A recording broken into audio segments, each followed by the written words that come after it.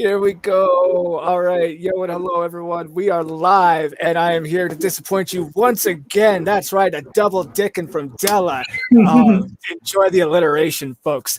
Unfortunately for you, today's excuse is Quiz is not feeling well, so I'm sure we can all, share a little sympathy. Hope he feels well real quick, because that's not a good thing to have going on, y'all.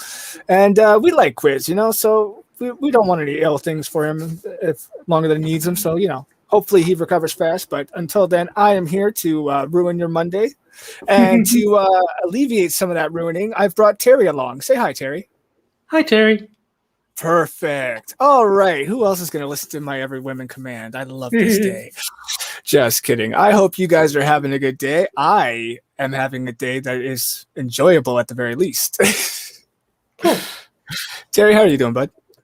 I'm doing well, though I'd be doing better if Ticket to Ride had better achievements.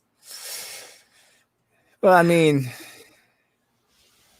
it's titled Ticket to Ride. Did you really think it was going to be a quick and easy go around?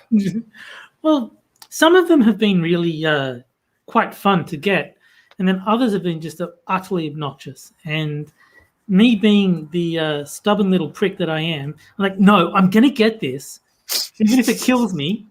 So like, restart. Okay, maybe I can win this one. Oh, fuck. Restart. Oh, God.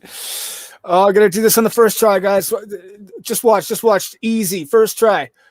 Okay, here we go. First try, round 2. Let's go. Easy. A few hours later. All right, here we go. First try, round 26. Let's go. Oh, I fucking love those types of games. Yeah, so that's been frustrating me. But on the plus side, Street Fighter 4 has not been frustrating me, and I've been, beating people up in that, which is, well, I say people, I mean the computer. Beating the computer up. Tomato. But that's been a good deal of fun. So that has made up for the frustration of constantly restarting, trying to get a decent go of this achievement. Fair enough. I have been taking some relaxing time and just playing with my go-to relaxation game of Minecraft lately. I've lucked out and, well, I seem to have lucked out at first, but I'm not so sure right now. We'll see how things go. It's not bad, but I found a server that seems to be in a work in progress right now that's trying to get a community thing going, and I didn't know that when I joined or asked to join, but I was just looking for something, something small, something cool where I would have freedom to do shit and just play and have fun kind of thing, right? Cool. Yeah. So I found that, except there was some miscommunication when I signed up to join the server. Apparently, they thought I was trying to become a builder on the server. Now, look. I want to come on and I want to build my shit and I want to have it. But I wasn't intending to try and be like positioned as a server builder. I was just here to have fun. Yeah. So I explained that, Okay, I got that. Okay, cool. Get on the server, get shown around, blah, blah, blah, blah. Gotta explain all the things. Okay, great. So I'm going to have you, so if you could like build stuff, like what kind of stuff can you build? It's like, basically I just watch videos or build whatever comes to mind usually, but those don't tend to get finished. And if I'm building something, I usually just watch a video and build based off that tutorial. And sometimes I'll take my own creative license to it as I see fit, right? Like make some creative changes that suit my design better. Yeah, makes sense. Right. It's like, okay, yeah, I get that. So then they start giving me a bunch of lists of stuff to build once they see my first build. It's like, just a basic giant statue of a basic Minecraft character. It's like, okay. Oh, so you could build this, blah, blah. It's like, well, I mean, I have built these before. I could build them again, I suppose. So now I'm a trial builder. I've got a dozen builds in the last few days. And luckily for me, my preference is to, do it alone. And there's a time frame where I can do that alone because I need to do it alone. Otherwise, the owner is going to be beside me, watching what I'm doing, telling me what they want built or throwing ideas. And if not that, then they're gonna go to my build while I'm building it, or when I'm done, and then start making creative license changes of their own. It's like, why am I building it if you're gonna fucking? Yeah. Why don't you build it then? Well, I was gonna say you can either tell me how to do it, or like, do it yourself. But like, if you want me to do it, let me do it. Don't sort of get involved. Right? Just let me do what I want. But no, people tend to be bossy, and what can you do? And that's true. And I don't think in this case it's so much them being bossy. It's just them excited and trying to get as much, see what they can get out of it and stuff like that. And just trying to test the boundaries. And like I said, mostly excited. So, they're not thinking clearly on stuff. It's like that. So, I let it slide for the beginning. Like, it's not like it happens all frequently or nothing like that. So Yeah. if it gets excessive, of course, I'm going to speak up, be like, hey, yo, I can appreciate your excitedness, your eagerness. I get it. Believe me, I do. But I'm going to need you to take a few steps back. You know what I'm saying? I have no experience with Minecraft. I have watched you play it, and that ends my involvement in the Minecraft world. Well, I've recently been watching a lot of videos, and I seen something build on that, like, someone took this place called what do they call them? The Stronghold. And in the Stronghold, it's like this secret underground location. It's basically a dungeon. Okay. So in the Stronghold is this portal that leads to a dimension called the End, which is where you have to go to fight the dragon and basically beat the basic version of Minecraft. Okay. What they did when they found this place was they took the portal, like there's a portal frame in this room, and you have to put certain items in each of the 12 blocks that make up the frame in order to activate the portal.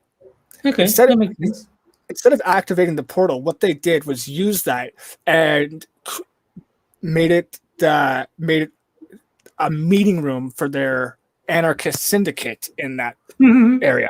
And when I saw the finished product, I loved how it looked. It looked nice. So I wanted to try and recreate that. Took me a while, but I ended up finding a video of someone who either built the original design that was used or found a way to recreate it after. I'm not sure which. I don't care. And I tried to emulate it off that, but it wasn't exactly a tutorial video. It was just them doing a quick run through of a sped up version of them making it and talking about what they went through and how they did it. So that didn't really help me much. I got about a third of the way through before it's like, okay, I can't see well enough to make out all the right pieces and where they should go, kind of thing. Okay, yeah. So instead of giving up, though, I accidentally found a design for a wall that I thought was rather nice. And it just ended up being like an omega sign on the wall, just happened to get carved out while I was breaking things down to retry something else. I'm like, I've got an idea. And I went through there and I've made my own thing that's very heavily inspired by it, but very much my own creation at the same time. So I've been working on that today. Cool. Nice. Yeah. I just remembered I did see one video about Minecraft where I don't know who it was, but someone had apparently cheated. And so this was a maths channel, and they're saying, let's look at the probability that this guy's loot drops happened naturally. And he's like, yeah, he cheated. Like, that was the conclusion. He's just like, yeah, the odds of this happening are so vanishingly small. He cheated. There's no way around it. Like, okay. I don't expect you to know or anything. I'm just gonna go ahead and assume that was based on the recent Dream Manhunt cheat scam I heard about recently, or a couple months ago. And fair enough. Honestly, I've seen some of the Dream Manhunt videos, and I could care less whether they're faked or not. Yeah. It seems like they entertain me. It's fun, and him and his friends seem to have a fun time. So why do I care if it's not like he's trying to do anything? It's not like he's submitting it to some world record or anything like that, right? So if that's what it was, like I said, I am ignorant to the situation, but what I've come to understand is it might be something about that. And if that's the case, people are just fucking retarded, which we all already knew. Well, I think you might have the right guy, but I think he did submit as like a speed run, and that's what the problem was. Like, he submitted it as a speed run, and they're saying you were too lucky with getting exactly what you needed from killing enemies, or however it works. Okay. And so this maths channel is like, look, I don't know who this dream guy is. I don't know shit about Minecraft. I do know maths. So let's crunch some numbers. And so he goes through it. Okay, so I've been told this is the probability of getting this item. This is the probability of, now if we look at Dream's run and then map that to the thing, he does all the maths. Okay, he basically had a 1 in 10 million chance of getting exactly what he needed. This is unrealistic to think this happened naturally. This was, I think he was like, I don't want to say he cheated, but he wasn't using the base game. He modified something. So this was not okay. And that very well could be. It's happened before. And so yeah, he was like, look, I don't think it's real. It's worth accepting the speed run. I think there's clear signs that this has been manipulated. Okay, as long as there's clear signs it's been manipulated, other than, well, because of how small the chance of this occurring is, that clearly means that's, yeah, fine. That's reasonable to come to that conclusion then. Yeah, I get that. He used his own previous video where he flipped a coin like 1,000 times and recorded it, and it's like, so we can say, you know, like I got 12 heads in a row during that flipping session. Like, but even though that's unlikely, over the span of 1,000 flips, it's actually very likely. So we can use maths to prove, to find out, is it likely from that side of things? Like, and he goes, no, it's still unrealistic. He's like, we can give him every chance, so we can think of that. The odds are just so remote, it's unreasonable to think he did this fairly. Yeah, fair enough. And so that is my one experience with Minecraft. I saw a video on a maths channel about how some guy I've never heard of probably didn't play fair. You know, there's another Minecraft YouTuber I do enjoy, and I've recently discovered, goes by the name of Technoblade. Okay. And now, what I find most interesting is, like, with his videos, he does like commentary, and it's the tone of his voice, the way he speaks, and the calmness of it. It's just everything. It's just a masterful way to speak, and and the way he delivers his story. It just keeps you interested, and it's cool. Got its comical moments, it's got its serious moments, but it's not too serious and not too comical. And of course, when he's just, you know, he's known for being a very OP character in the world of Minecraft. So a lot of times he's going around, you can find him bullying people. Like I mentioned to you earlier with the Tommy Innit guy that I find very annoying. Yes. I love when everyone, Dream or Techno, start bullying him. It's just like, aren't you a child, Tommy? Why shouldn't you be in bed? Isn't it like 11 p.m. British General Time over there? Shouldn't you be in bed already? Kind of stuff. It's like, yeah, okay, cool. I like that. It's basic, it's juvenile, it's pointless, but it's still got its funniness to it, because everyone's having a good time while it's going on. I'm not sure. What I've been watching on YouTube, I've just kind of like usual stuff, and I can't really think of anything different that I'd be like, oh, people should check this out. I mean, I suppose if you're interested in fighting games, I've got a whole bunch of people I can recommend, but there's a pretty narrow field of interest, so probably not. Yeah, like I'm not going to sit here and say I would recommend Technoblade to anyone. I'm just saying that I have found that listening to him speak is entertaining. Like, you're not going to find me listening to someone talk about how they had a war over who could farm the most potatoes very often. True. But this guy, he knows how to build the suspense and stuff like that. So it's kind of, it works for him. It works for him. He's a good storyteller. Yeah, I mean, there's a lot of demand for like storytelling on YouTube. That's like the whole thing, is like whole category that a lot of people are really into. So yeah, if he's a good storyteller, it's probably a good sign for his channel. Exactly. I'm just sort of scrolling through my my subscriptions, seeing if there's anything that stands out. But not really. I started watching It's a Gundam and then quickly stopped. Like it was fun for like a few weeks, and I'm like, okay, I'm sick of it now. That's about it. I'm scrolling through. I'm not seeing much. On the off chance that anyone's not subbed to JPC's, he's pretty funny. He's very grumpy when it comes to the whole COVID thing. So he's got a lot of videos making fun of that. And he pretends to be a news reporter on the left and sort of keeps accidentally saying the truth. He's like, oh, no, wait, it says not to say that. Sorry. I won't say it. I won't say it.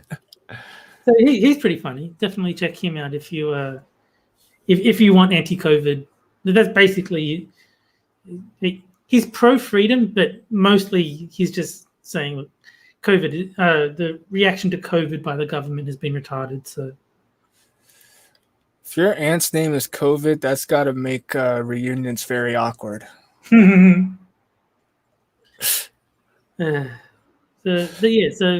he's pretty cool. Ryan Long is one that I've always been a fan of ever since I found him. So if Ryan Long is a very, very funny comedian. So he's on YouTube. He's got a lot of skits and sketches, mostly about how stupid politics is. So it's got sketches and skits. Those things.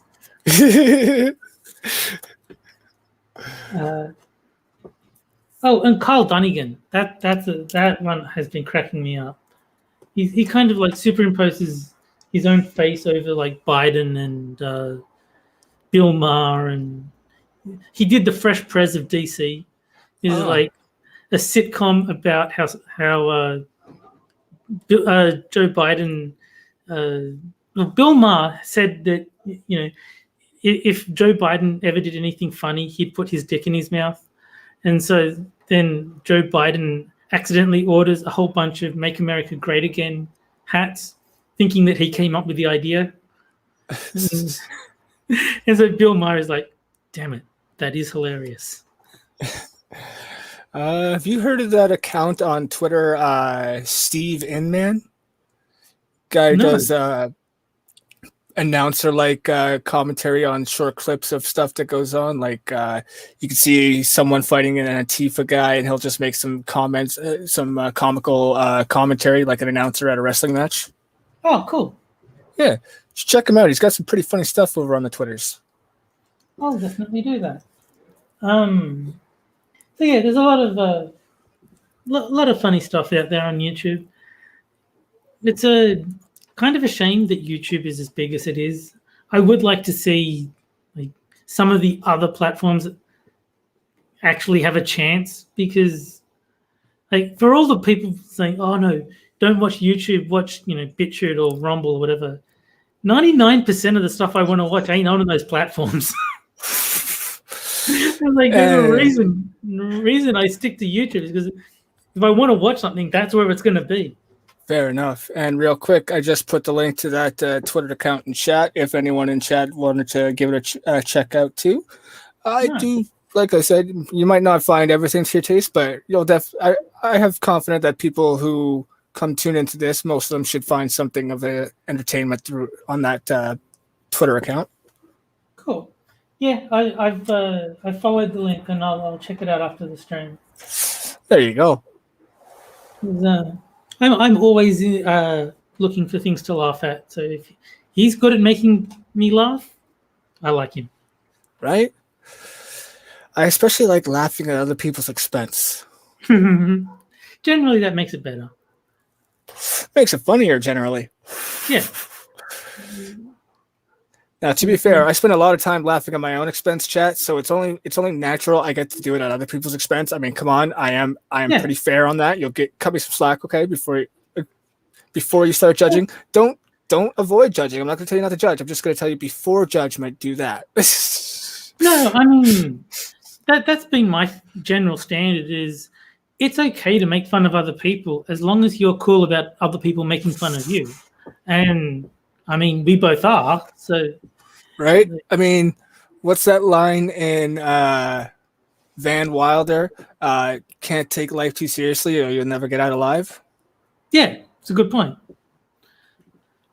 But yeah, I mean, I'll give people, a hard time and troll them and whatever, but people are welcome to do it back. And like I actually enjoy it. I think it's funny. So I'm pretty even-handed when it comes to this. I'm just as viable a target as anyone else. Right? I mean, comedy's comedy. Come on, people. Yeah.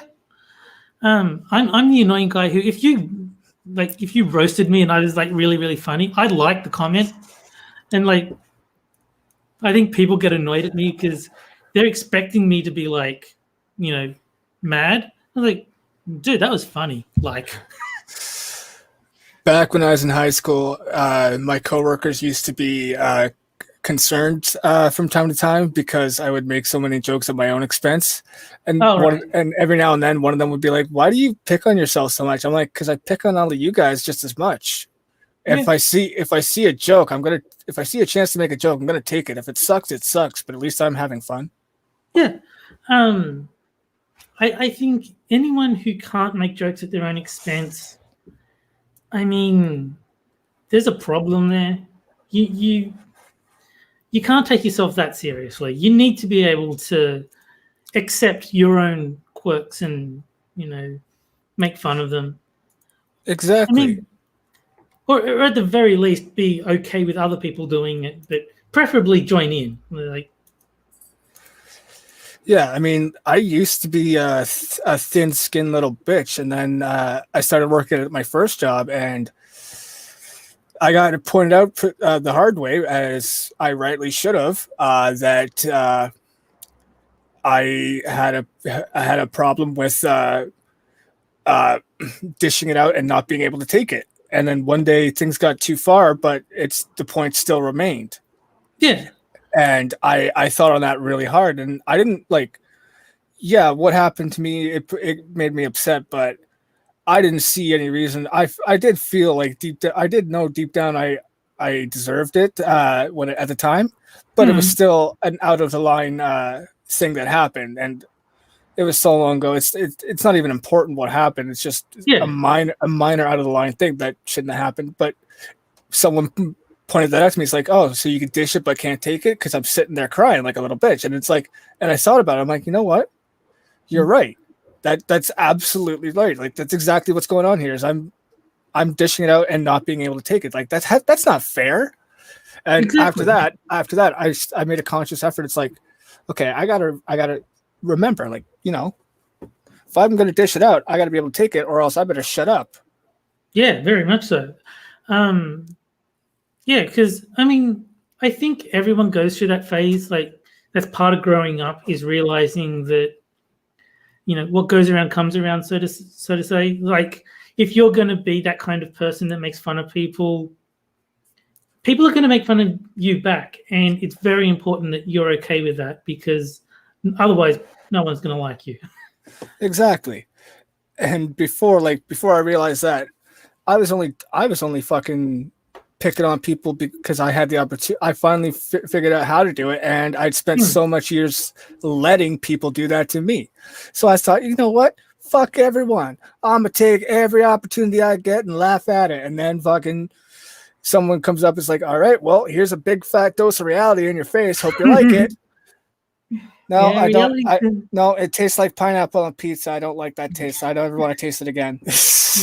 No, reality has a tendency to do that to people. Yeah, and I appreciate that humbling moment. Yeah, as shitty as it was, I look back on it every now and then, like right now, and it's like, yeah, it's a good moment.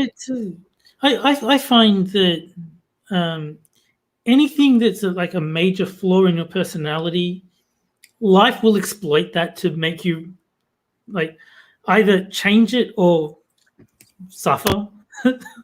Like I used to be like really, really sort of, I didn't want anyone to not like me. So if someone asked me to do something, I'd jump at the chance to do it. And you tend to get exploited if you're just bending over backwards to do everything everyone asks you to do. Mm-hmm. And it got to the point where I realized it was making me miserable, and no one was doing me any favors. So, what the hell am I so worried about these assholes not going to like me? Why do I want them to like me? And as soon as that light sort of switched on in my brain, it's like, fuck these guys. I don't need to suck up to them. What am I doing? And then my life was just so much easier. Well, not easier, but just sort of, I was less miserable. Yeah. I was stubborn and slow, and I tried to fight every step of the way, just to maintain from my peaceful ignorance. And for the most part, I've kept quite a lot of it, if I do say so myself. And that's not a brag. It's good, but it's bad at the same time. Don't get me wrong. Yeah.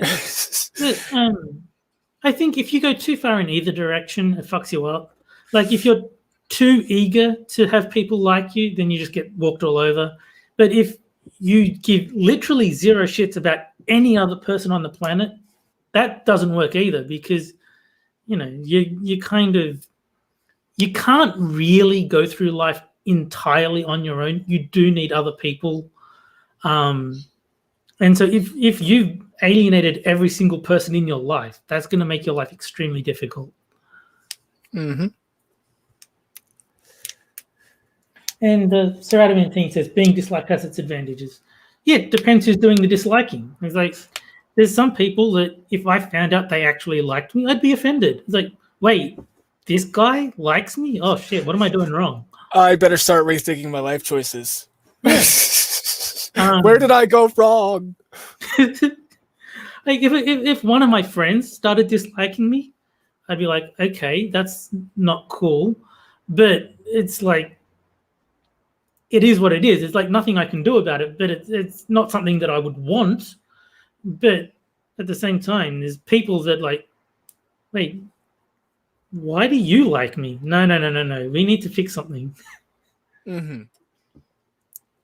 Yeah, if you like me, great, cool. I appreciate it. Yeah. I'm glad that I have qualities you find likable.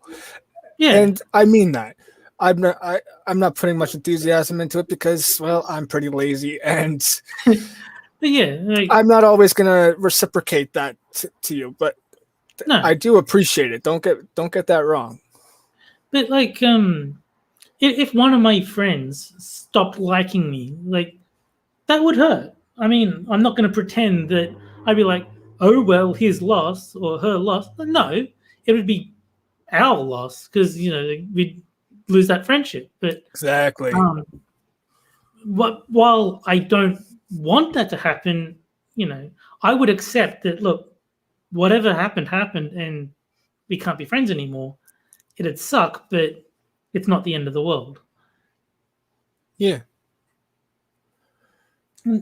Sir Adamantine says, the quality of your friends matters, but so does the quality of your enemies. And that's a good point. Indeed. Keep your enemies close and a loaded gun closer. Sorry, what? That's how it goes, right? Something like that. I just heard that on the new Batman animated film. I just watched that the other day. I still gotta wait 8 more days for the second part. Oh, the bastards. They couldn't release it all at once. It's getting annoying. But on the plus side, that anticipation will make it more satisfying when you finally do get to actually watch it. Like it's been built up a bit. It's sort of like there's a bit of hype behind it now. Yeah. Now, to be fair, I'm not sure how I feel about this Batman story. I mean, it's interesting. Like, the only reason I was giving it a chance is because Jensen Ackles is voicing Batman, and it's been a meme for a long time that he needs to play Batman at some point from his time on Supernatural, and the fact that he played a Batman character or voiced a Batman character in another animated Batman film a while back. Okay. I haven't seen anything to do with Batman since the Heath Ledger one. Dark Knight Rises or Dark Knight. Yeah, I think so. Yeah, The Dark Knight. Yeah, that's the last Batman thing I saw. Haven't seen any TV shows, cartoons, movies since then. The best Batman thing I've seen in a while is that watch I got recently. Now that's a humble brag. But that is a beautiful watch. I'm amazed that I came across one at such a low price. I'm glad that you got a good price on it. It's like I am not one for sort of collecting those sort of like memorabilia type things. But like for the people that like that sort of thing, yeah, I mean, if you can get it cheap, get it. I just liked the design of it, how it all works out to make Joker's face, and the color scheme. Well, that worked out favorably as well. And the fact that I seen these going for a couple $100 and I found one for like $20-$30, yeah, I'm very happy and quite impressed with the quality I got. Like, it's good quality. That's good. Yeah. I was thinking when you were talking about the Batman cartoon, the best line from any cartoon I haven't actually seen it, but I've ever heard of, was the Street Fighter cartoon where Tony's like, "You killed my," and Bison's like, yes, I killed your father. I killed my father too. You don't hear me whining about it.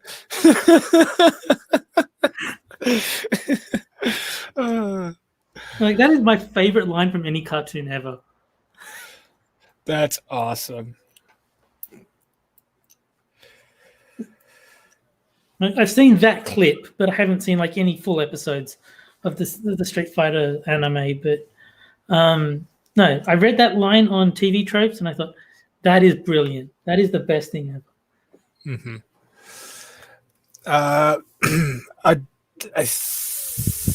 I can't remember which one it was. I want to say it was The Killing Joke, but I could be wrong. There was a Batman animated film that came out in the last few years, where at the end of it, Batman and Joker share a moment where Joker tells Batman a joke, and they both actually laugh together. Oh, nice. That I appreciated very much, because it's like, we know you did it just for the fan service, but you did it nicely, and it was a good moment. It was a very good moment. Cool. Yeah. I like the Joker. He's one of the better villains. Like, so much fun. I think he's a good chaos to counter Batman's law and order. I think they work well against each other. Mm-hmm. They make a very good combination of the battle, the struggle between each of the opposing forces. Yeah.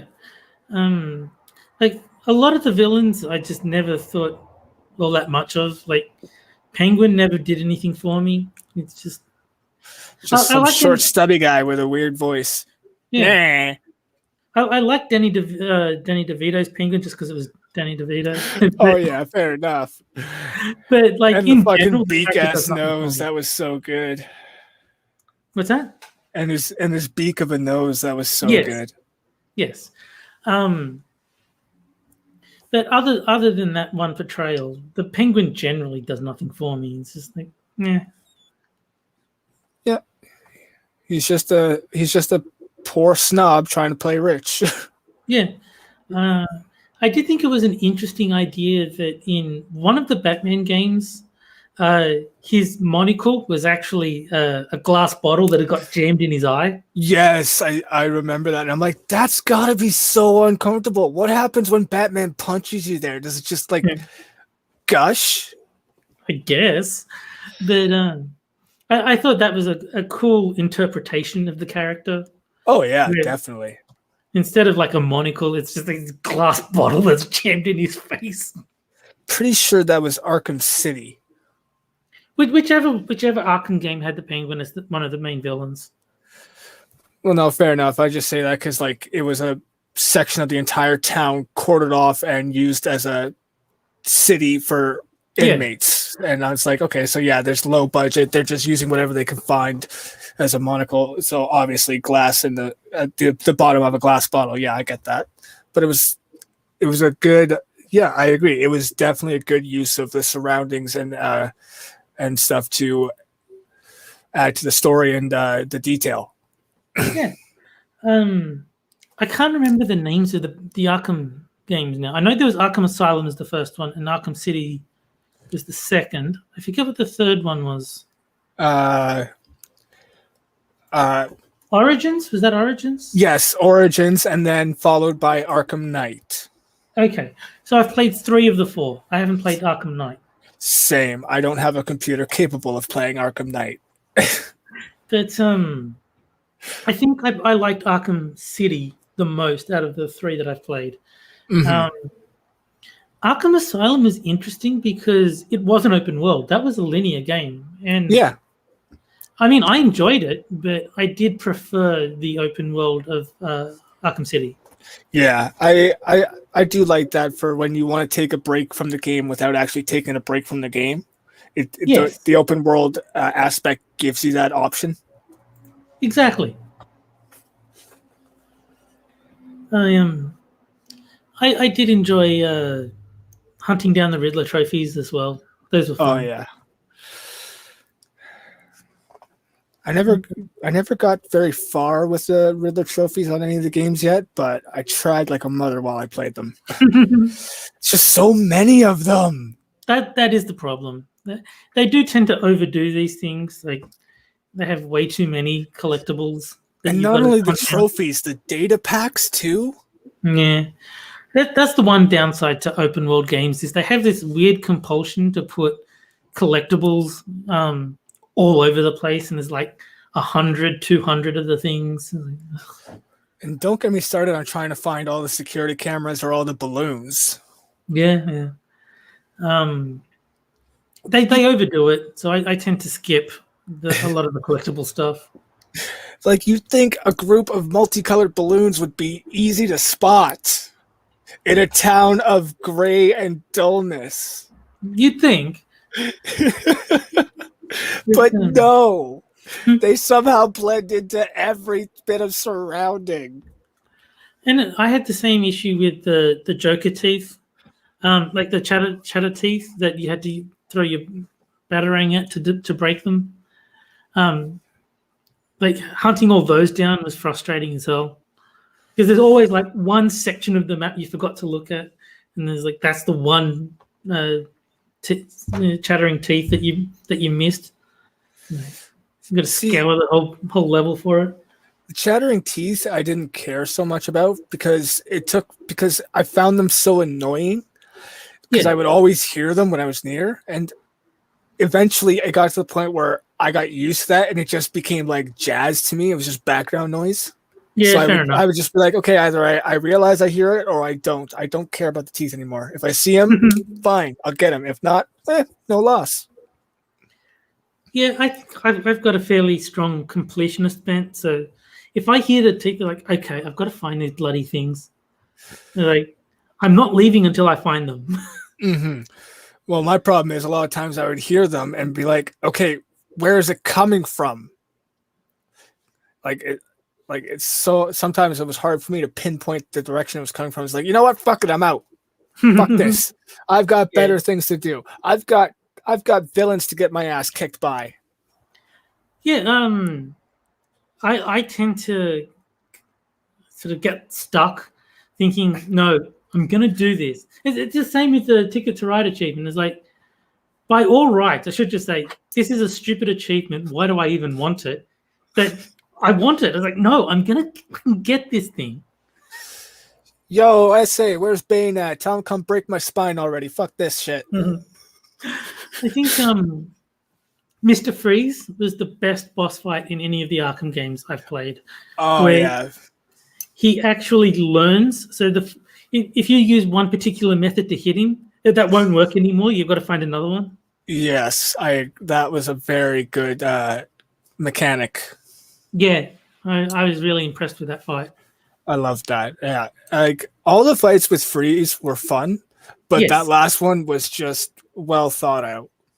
Because a lot of the fights weren't that good. Like the boss fights were mostly weak in the Arkham series. I never really thought they were that impressive.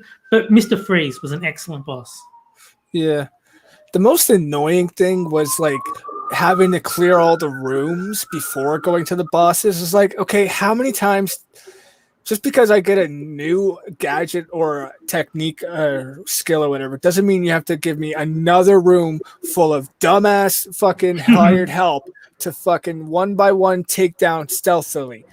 Yeah. Fuck off. There's only so many times this is fun. I think 3 is pushing it, but I'll limit it there. I didn't like the stealth sections. I'm just not a stealthy person, I guess. I just want to beat them up. I don't want to be sort of hiding in the shadows, swinging from gargoyles, and trying to just let me beat them up. Look, I like the idea of being able to, pop out the shadows, take someone down, go slip back in the shadows, and no one knows what's going on. I like being able to do that. And you know what? I like doing that from time to time. But I like options better. I like options more. And you know what's most fun? Watching the light fade out of their eyes as they black out in my hands. I think stealth generally doesn't suit me. The only stealth game that really grabbed me was Hitman. And that was because they did stealth completely differently to the way most games do it. Because Hitman was more about having the right costume or uniform or whatever for the situation. So if you want to go into the kitchen, you dress like a chef. If you want to, go into the garage, you dress like a mechanic. And it was more about finding the right set of clothes for the situation rather than trying not to be seen. Like it was fine for people to see you as long as you looked like you belonged. And I thought that was a much better system than, the thief system where any guard sees, your pinky, like, oh, no, instant death. Like, restart.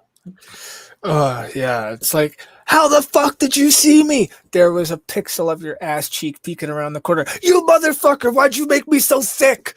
Why is my booty so fat then, huh? Fuck, man. It's so that kind of stealth game really bugs me because it's not fun for the most part. No, and do you know how rare it is for someone to be so attentive that they would notice a small detail like that?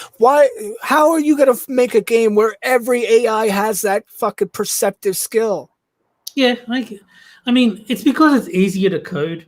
Like, all they've got to do is, can you draw a straight line from this point to this point? If you can, then you got caught. And it's a lot harder to actually take things like cover into account. And is it reasonable that they can see? Like that's all effort that they don't want to bother with. Yeah, that's fair. I can appreciate that.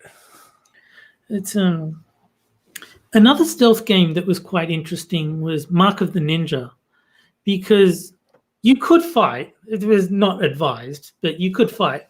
But because it was like you could see the entire map, and like the field of vision of every guard that you were trying to kill, it was a lot more reasonable to try and sneak around when you can actually see that kind of thing, rather than just trying to guess, can they see me or not, like a lot of the stealth games do.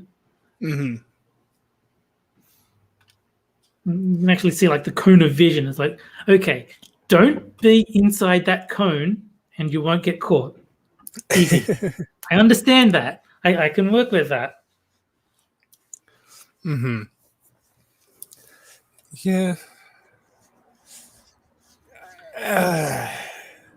So It's just a lot more fun to bitch about it than to think about it logically sometimes. what's that? So it's just a lot more fun and easier to just plain old bitch about it instead of thinking about it logically. It's like, okay, yeah. When you think about it, I can see why that would happen. But in the short run, fuck. You know the biggest problem that I had with the Arkham series? There is no reason to turn detective vision off, ever. No, there's not. And it's so like every time something happens, they auto turn off with me. It's like, why? I'm just gonna need to turn it off when you're done with this automatic cutscene, anyways. But like they go to all this trouble making the stages look nice and all that, and you know, all people ever see is a blue and white washed out version of what they've come up with, because no one has any reason not to stay in detective vision permanently. Well, why would you when you can fucking see around every corner before they can see you? You can see when someone's waiting to ambush you. You can see when fucking... It lets you know when the guy you're looking for is around the corner. It tells you everything you need to goddamn know. Yeah, I mean, it even tells you how active they are in pursuing you by like the color of their character. If it's, you know, if it's red, then they're, you know, chasing you. They're on your ass. Yeah. Hell, it tells you how fucking close they are to being unconscious or how fucking aggressive they are, instead of just how on your ass they are too. Like, fuck. Yeah. So there is really just keep it on permanently, but then, yeah, you don't get to see all the visuals of the game, which I think it's once you've seen one part of it, you've seen it all. The thing is, visuals aren't like super important, but they are important to an extent. Mm-hmm. And having your game look bad because the detective vision mode is the only mode worth using, that does kind of take away from the game. Yeah, that's fair. Handy as it is, it's just maybe if you could like switch it once in a while, like, you know, go to thermal, or instead of just when you need it for those particular rare moments. Well, I think what they should have done is put it on like a charge, so like you have 5 seconds of detective vision before it automatically runs out, and then if you're not using it, it recharges over time, so that you don't have the capability to have it on all the time. Yes, exactly. Give it a cooldown. Yeah, have it be something that you have as a tool, not a default. It's like, oh shit, maybe something's around that corner. I should detective vision and see, as opposed to just, you know, I'm just going to keep it on all the time. Now, to be fair, do you think Batman turns off detective vision while he's wearing the mask, or do you think he just has that set to default vision by now? Well, no, I get that, but I mean, if I were Batman, that's how I'd roll. The thing about that is you've got two ways of looking at it. You've got to look at it from either the story perspective, in which case, yes, Batman probably would, but you've also got to look at it from the game perspective, which is, do you want the players having detective vision on permanently? Because if you do, just don't code anything else. don't bother coding what it looks like with detective vision off. Just have it always on. Yeah, Like, you're gonna make save that for like the cutscenes where he doesn't have the mask on. Yeah. But no, I think they should have limited the use of it so that it was a tool that you could use to help rather than just something you keep on all the time that makes the game look a lot worse. Exactly. Well, ups and downs, though. Yeah, they're still great games. So anyone out there, I definitely recommend the Arkham series, but just be mindful of the detective vision. Mm-hmm. Yeah, it was definitely a fun time every time I played that game. Yeah. I should play Arkham Knight at some point, but I've just got so many other games that I want to play that it's just like it's on the list, which means I'll probably never play it. I've had to settle for watching clips on YouTube, and I'm not gonna lie, I don't like everything I see, but the story has got enough to keep me interested. I've heard nothing but bad reviews for the game, but most of that was related to the Batmobile. So I don't know how. I was just gonna say I could understand that after seeing the Batmobile, but yeah. I don't know how big of a role the Batmobile plays in the game. Like, I don't know if it's something that you just always have and like that ruins the entire game, or if it's small segments that just suck. But it looks like it's something you have all the time, and it plays too important of a role. It's your transport from A to B, and you actually have to drive it. Plus, it's a weapon at times too, if I remember correctly, and it's like the one from the Christian Bale movies, I think, where it can turn into a bike too. I hated Christian Bale as Batman.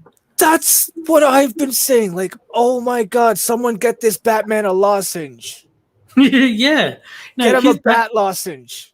His Batman voice was so annoying. Master Bruce, perhaps I should get you some hot chicken soup before you go. Why, Alfred?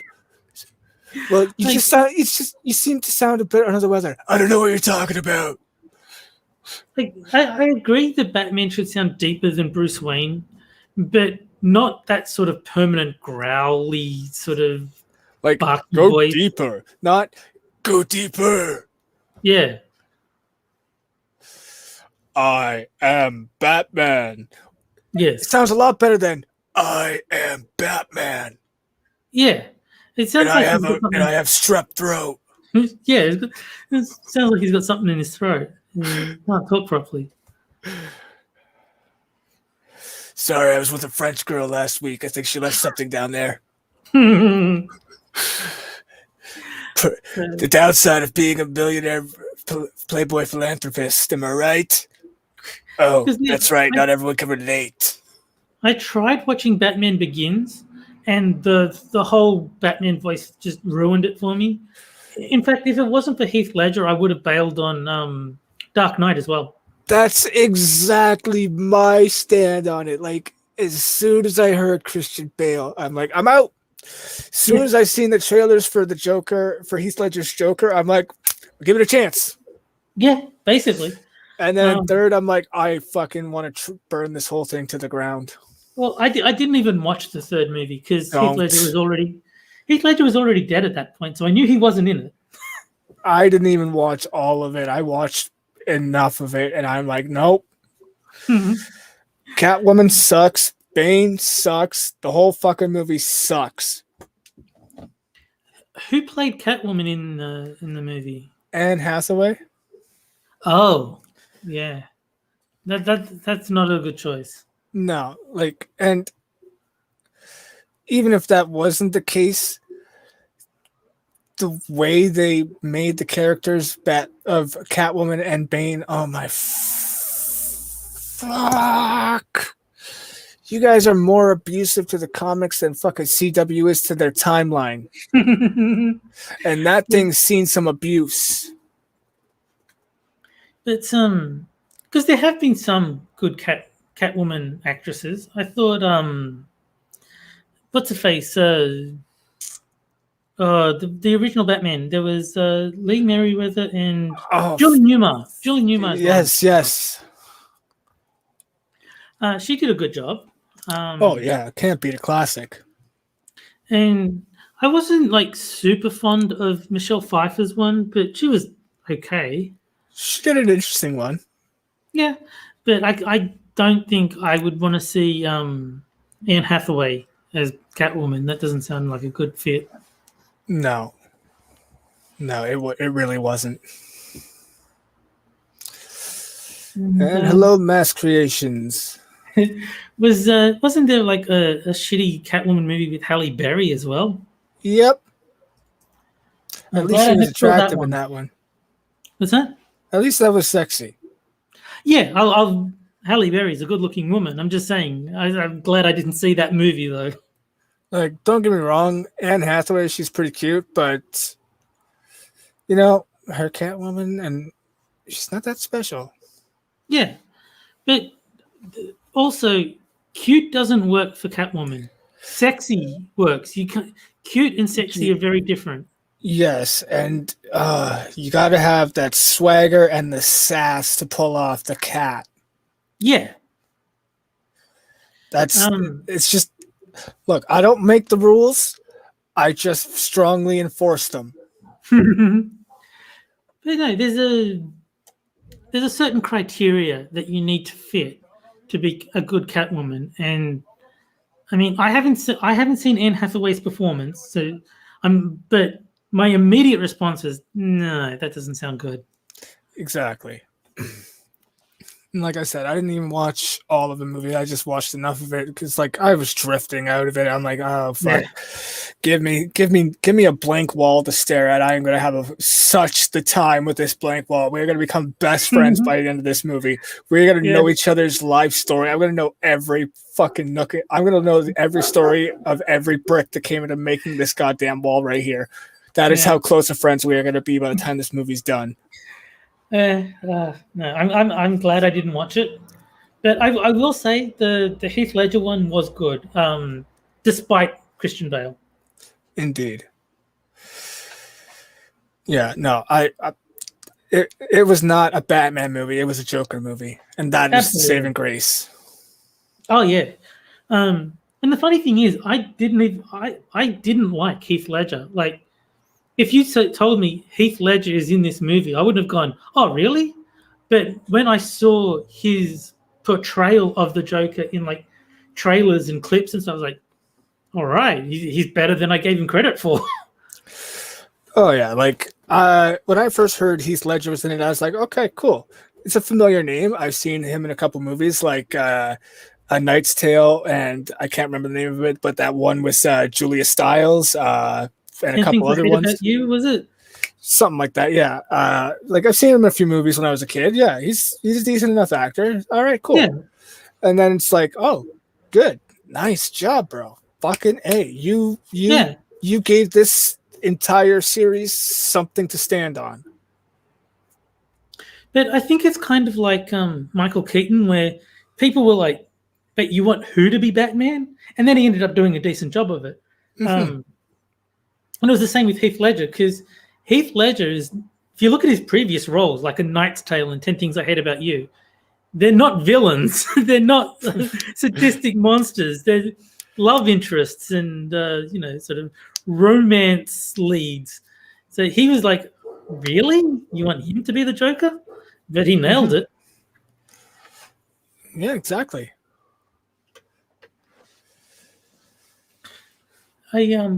I just realized I did watch the Joker movie with what's his face, Joaquin Phoenix. So that I suppose that counts as a Batman thing I've seen since Heath Ledger. But well, is that a Batman Joker movie, or is that just a Joker movie? Well, it's just a Joker movie, but the Joker is in the Batman universe, I suppose. So no, I'm just saying it's like they did with Venom there. Gave Venom a whole new story in and of its own instead of like going with the original, which, I mean, if you could do it, go for it. Just Don't fuck it up. And I have to say, I did find the beginning quite slow with the Joker movie, but by the end, I was fully invested, and I was enjoying it. So, Well, that sounds about right. I mean, Joker's all about the slow build. yeah, it was a bit tedious. Like I was watching it at the beginning for like the first half hour. I was like, okay, but then it picked up, and it's like I got very, very invested. It's like, oh man, this is awesome. And one of my favorite like animated Joker moments would have to be like from one of the movies. Under the Red Hood, I think it was, where at the end of the film, Joker is kidnapped by the Red Hood, which is a revived Jason Todd, former Robin, who died at the hands of Joker. And he got revived by Ra's in secret and escaped and grew up and developed all these plans to kidnap the Joker and set up a scenario for Batman to pull the trigger. And when this all got revealed, everyone was in the same room, and he finally pulled the Joker out, and Penny went in the air and then dropped. Joker's like, oh, this is brilliant. It starts laughing and enjoying the moment. He's like, look at this kid. He's so persistent. He came back all the way from the dead just to make this happen, just to put you in the ultimate situation of where you have to kill me. It's like giving the kid credit and just enjoying it. I was like, that is so Joker. I love it. Yeah. And the fact that it's voiced by John DiMaggio helps a lot too, but that's just a bonus. John DiMaggio is great. He's a very talented voice actor. Indeed. I just hope that the character of Red Hood was killed by the Big Bad Wolf. I just really want that to happen. Well, I mean, you do. I don't know how far your knowledge goes, but if I'm not mistaken, the Red Hood was the original moniker the Joker used before he became the Joker. Oh, okay. At least in the comic book series. I don't read comics, so I didn't know that. I only learned it from the animated series. Oh, okay.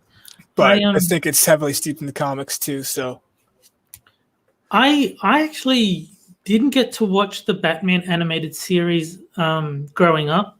I did buy the first season on iTunes and watch it. And it was good, but I just I didn't watch the subsequent seasons. So I've only seen the first season. It was okay. It was good, but not great. So I'm assuming it gets a lot better in the following seasons. Yeah. It gets it. Oh God, I was fucking watching it on Saturday morning cartoons on fucking WB as a kid. So it's been a long time since I've seen it, but if I remember correctly, it was decent in the first seasons, got better in the middle seasons, and then started dying down a bit because it just got too long, kind of thing. I could be wrong in that, but it did pave the way for Batman Beyond and other stuff, which I also enjoyed too. Well, I'll put it this way: the episodes I saw hadn't introduced Harley Quinn yet. Yep, that would be the early seasons. So, like, just to give you like Harley being added would probably improve the quality of the episodes considerably. Oh, they were pretty good. I remember there was an episode, I forget the name of it, but someone became a character who ended up trying to who went kind of insane in a similar style to Joker, just not as, not Joker. It's just more the insanity's in control kind of thing, as opposed to the comedy's in control. Okay. As in, like, and he ended up trying to go after and steal Harley and shit like that. And it basically gave Joker an episode where he's like, well, this is what it's like with her out of my hair. Until he finally realizes what's going on. It's like, look, I may treat her like trash and ignore her, but that's my woman. I'm supposed to do that. You don't get to touch her. You know what I thought was a really interesting Joker portrayal? The Telltale game where Batman infiltrates enemy within. Yes. That was a really interesting Joker. Yes, indeed. And real quick before I miss it, yeah, I agree that Mark Hamill and Kevin Conroy, in my opinion, have the greatest voices for their respective characters they've portrayed. But that doesn't mean I can't appreciate other voices that have done well, in my opinion, as well. Yeah. I think that a few people, not everyone who's done the voices of these characters have done them well, but some of them have done very good justifications of them. Yeah. I find if you say only this person can do this role, then I don't know. I find that a bit too restrictive. There's other interpretations of the character that you can do. You can do good things. Like if I had said Adam West is the one true Batman and no others will be accepted, then I wouldn't have watched Dark Knight. And I enjoyed that movie, so I would have missed out. To be fair, you also wouldn't have watched Batman Begins, and you wouldn't have been subject to that. But the good with the bad, right? Yeah, but I'm not saying it's a perfect that always works out. I'm just saying that give things a chance. I mean, exactly. I just wanted to take that one more cheap dig at that for no reason. But yes, exactly. You're absolutely right. You're absolutely. I mean, right. I also wouldn't have seen Batman Forever, which I mean, I know that movie gets a lot of shit, but I didn't mind it. Which one was that one? Was that the Batman was that Forever the Keaton one or the I'm trying to hang on. Batman and the one with Schwarzenegger is the one I'm thinking of. Batman and Robin, I think that was Batman and Robin, yeah. Yeah. That was a decent movie. It was stupid, but it was meant to be. Mm-hmm. Same with Batman Forever. Like Batman Forever wasn't as stupid, but it wasn't supposed to be gritty and dark. It was supposed to be like a throwback to the cheesy sort of 60s Adam West stuff. And Jack's entitled to his opinion, but Alicia was a fairly attractive woman back then. Yes. I think she's still fairly attractive for her age now too, so I don't know what she looks like now, but as of those movies, yes, Alicia Silverstone was quite cute. I've seen a clip of apparently she did a lip sync battle some time ago, so I saw a clip of that a while back. I'm basing it on that. Fair enough. Adamantine says Adam West was the best Batman. Fair enough. I don't know who I'd put as the best Batman, actually. I suppose Adam West is the one that I automatically think of when I think of Batman, because I watched more episodes of the show than I did, movies. But yeah, I don't know who I'd put as the best. I would say Adam West is the best Batman because OG and because Adam West. Yeah. I would also say that Kevin Conroy has a good chance of has a strong consideration for it too, because I'm so used to his voice, and I do think it suits very well, in my opinion. So that's it. It just depends on the moment, I think, and what we're talking about. I think we're all forgetting George Clooney as Batman. Yes, and I would thank you not to remind me. I'm just kidding. He didn't do too bad. It was a great episode. It was a great movie. Yeah, I mean, I don't put George Clooney too high as I don't think he was a good Batman. I just think the movie he was in was like good, stupid fun. Mm-hmm. What's his name again? In the other one, Val Kilmer. Yes, Val Kilmer. Like, I like Val Kilmer. I liked him as Batman. He did a decent job. The one thing I hated most about his portrayal of Bruce Wayne / Batman, the motherfucking glasses. Bitch, get the fuck out of here with that. Are you Jon Stewart as a kid? Fuck off. For those of you who probably don't know, in the Justice League, there was an episode where they all got turned to kids, and John Stewart, the Green Lantern of the group, mentioned he having to wear glasses as a kid. Okay. Because I didn't think Michael Keaton did a bad job. He was probably a better Bruce Wayne than a Batman, but he was still a good portrayal. You want to get nuts? Come on, let's get nuts. Yeah. That was great. And I actually liked Batman Returns because that was the first thing I ever saw Christopher Walken in. Mm-hmm. And I like Christopher Walken. He's funny. Oh, yeah. He's also the opposite of Christopher Reeves. Yes. I love that joke. Oh, I love that joke so much. I can't hear Christopher Walken without thinking that joke ever since I first heard it so many years ago. Yeah. Mm-hmm. I remember there was a website that was joking that he wanted to run for president. Walken, not Reeves. I would imagine. Just to clarify, in case. Am I mistaken? Is Christopher Reeves dead? He is. Okay.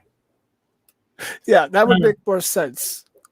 But yeah, there was a website saying Walken for president, and it's like pretending that he was running. It's like, I'm not going to run for president. I'm a walking. That just writes itself. If elected, I promise more cowbell. Oh yeah, you need to have more cowbell. It's yeah, they make cowbell in every home. They were even calling every cowbell. They were even calling him Ronald instead of Christopher because that's his birth name, and like trying to present this as like a serious. He's going to run for president. He's like they tried to make it look like it was his website, like it was done by him. Oh, that's awesome. I'd still rather vote for Tommy though. Tommy Wiseau. Oh, absolutely. If everybody loved each other, then there are a lot of people. Oh, hi, Mark. Yeah, because I got sort of strong-armed into registering to vote. I'm going to vote for Richard LaRuina or Tommy Wiseau in every election. Or both. It's going to be an invalid vote anyway, so yeah, just vote for both.